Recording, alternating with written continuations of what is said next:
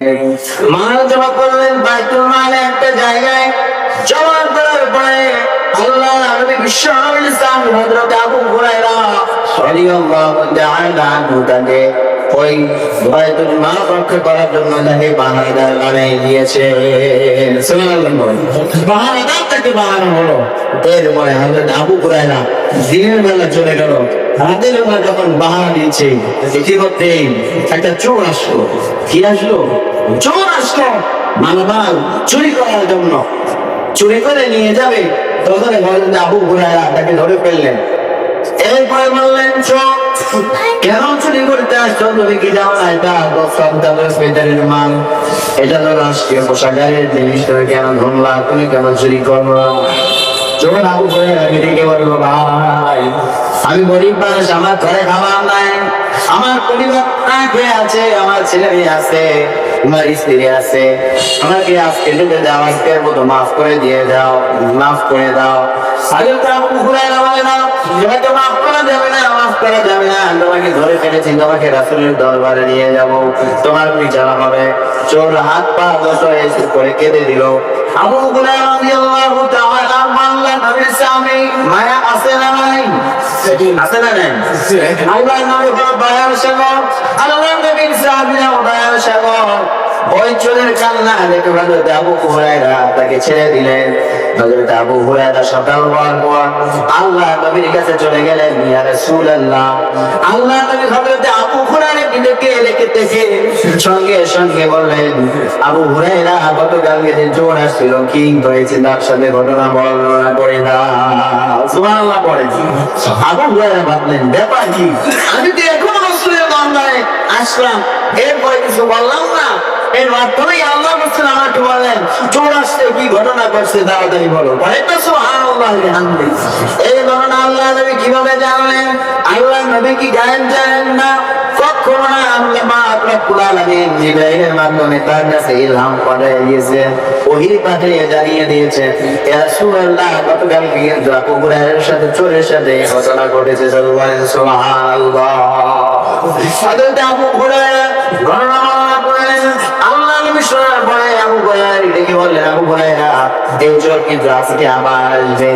আবার যখন রাত্রি হয়ে গেল আবু হুরায়রা পাহাড় দিলেন, পাহাড় দেওয়ার মধ্যে আবার চোর এসে হাজির হয়ে গেল, চুরি করলো। আল্লাহ নবীর সাহাবী হযরত আবু হুরায়রা তাকে ধরে ফেললেন। এই চোর একদিন মাফ করছি, খবরদার আজকে আর মাফ করা যাবে না। আল্লাহ রাসূল আমাকে বলেছে তুমি আবার আজকে বেশি আসছো, চুরি করতে দেওয়া যাবে না, রাসূলের দরবারে নেওয়া হবে, বিচার করা হবে, তোমার শাস্তি হবে। চোর বেটা আবার কেটে দিল। আবার অন্যায় বিনয় করার পরে আল্লাহ নবীর সাহাবী আবু হুরায়রার মায়া লেগে গেল, তিনি ছেড়ে দিলেন। বললেন, খবরদার এটা ফাক্কাতুল ফিতরের মাল, আর কখনো আসবে না। চোর বেটা চলে গেল। তৃতীয় দিন যখন আল্লাহ রাসূলের দরবারে গেলেন, ইয়া রাসূলুল্লাহ, ইয়া হাবিবাল্লাহ, চোর আসছিল এই কথা বলে গেছে। আল্লাহ নবী বিশ্ব নবী জনাব মুহাম্মদ রাসূলুল্লাহ সাল্লাল্লাহু আলাইহি ওয়াসাল্লাম বললেন, আবু হুরায়রা চোরকে তো আবার আসবে। তৃতীয় দিন যখন চোর আসছে, আসার পরে আবু হুরায়রা বললেন, চুরি করে নিয়ে যাও, একদিন দুই দিন সাম দিছি, আজকে দ্বিতীয় দিন আর কিন্তু সাম চলবে না। বাইতুল মাল থেকে তুমি একটা মাল নিতে পারবা না।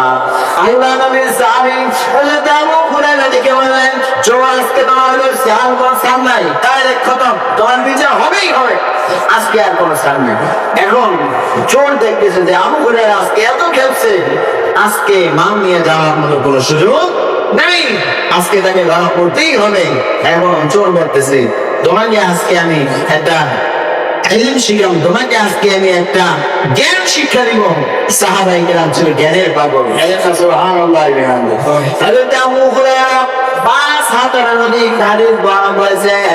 হযরত আবু হুরায়রা বলেন, দুনিয়ার মানুষেরা তোমরা সাহাবী হয়েছো, তোমরা কেউ খামার করেছো, কেউ বাগান করেছো, খেজুর বাগান, কেউ ব্যবসা করেছো, কিন্তু আবু হুরায়রা আমি কিছুই করি নাই, রাসূলের দরবারে না খেয়ে বলেছিলাম। আর চিন্তা করেছে আল্লাহ রাসূল কখন একটা হাদিস দাম থেকে বের হবে, আমি সেটা মুখস্থ করে নিব। সুবহানাল্লাহ বলেন। আবু হুরায়রা ছিল জ্ঞান পিপাসী মানুষ, জ্ঞানের বাবা। যেই চোর বলছে তোমাকে আজকে আমি একটা জ্ঞান শিক্ষা দিব, তোমাকে জ্ঞান শিক্ষা দেওয়ার কারণে তুমি আজকে আমাকে ছেড়ে দাও। হযরত আবু হুরায়রা বার্তা করলেন, ঠিক আছে তুমি আমাকে একটু জ্ঞান শিখাও, তাহলে তোমাকে আমি আজকে ছেড়ে দিব।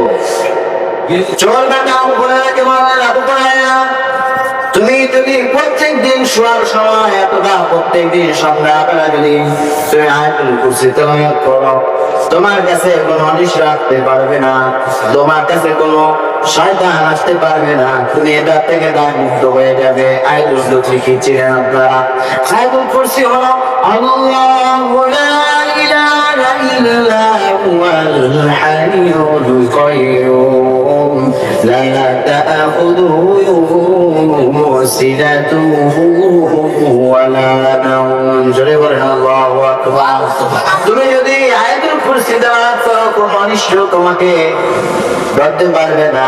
আল্লাহ পাক রব্বুল আলামিন কুদরতি তোমাকে হেফাজত করবে। আল্লাহ পাক রব্বুল আলামিন একটা দাওয়ান তোমার জন্য নিযুক্ত করে দেয়, তুমি সেটা তোমার চোখে দেখবা না, তোমার জান মালের দায়িত্ব আল্লাহ রব্বুল আলামিন নিজে নিয়ে নেবে। সুবহানাল্লাহ বলেন। এই কথা আমাদের মনে আব্বুরা চোখে ছেড়ে দিল। আল্লাহ নবীর কাছে গিয়ে বর্ণনা করলেন, ইয়া রাসূলুল্লাহ, ইয়া হাবিবাল্লাহ, চোর আজকে এসেছিল, আমি তাকে ছেড়ে দিয়েছি একটা বদদাগের মাধ্যমে। আল্লাহ নবী বললেন, কি কথা করো?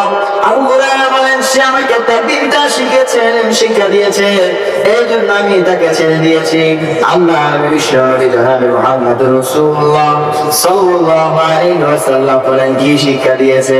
আবু হুরায়রা বলেন, তিনি আমাকে আয়াতুল কুরসি শিক্ষা দিলেন আর বললেন, এইটা যদি তুমি তেলাওয়াত করো, আল্লাহ মানবো না, জামিনদার হয়ে যাবে, আল্লাহ তোমার সকল জান এবং মালের রক্ষাকারী হয়ে যাবে। আল্লাহ নবী বিশ্বনবী জনাবে মুহাম্মদুর রাসূলুল্লাহ সাল্লাল্লাহু আলাইহি ওয়াসাল্লাম আবু হুরায়রাকে ডেকে বলেন, ওরে আমার আবু হুরায়রা, এই যে চোর তোমাকে সব মিথ্যা বলেছে, কিন্তু ধরা পড়ার কারণে সে দিন তোমার থেকে যখন বাঁচতে পারবে না, একটা সত্য কথা বলেছে, সেটা হলো কোন মানুষ যদি দান খবরের পূর্বে সে যদি তওবা করে, ইস্তেগফার করে, আয়াতুল কুরসি তেলাওয়াত করে, আল্লাহ পাক রব্বুল আলামিন তার সম্বন্ধিত সুরকাদের জামিনদার হয়ে যাবে। সুবহানাল্লাহ বলে। সে সব মিথ্যা বলেছে, এই যাওয়ার সময় তোমাকে একটা সত্য বলেছে। আর আবু হুরায়রা, তুমি এরপরে এটা তেলাওয়াত করবা, দেখবা আর ওই চোর আসবে না। আবু হুরায়রা বলে, ইয়া রাসূলুল্লাহ, কেন চোর আসবে না? আল্লাহ রাসূল বলে, ওটা তো কোনো দুনিয়া সাধারণ চোর না, ওটাই হলো শয়তান। যদি বলেন আল্লাহু আকবার, যতই শয়তান সে আসতে পারবে না তোমার কাছে, যখন তুমি আয়াতুল কুরসি তেলাওয়াত করবে। সুবহানাল্লাহ।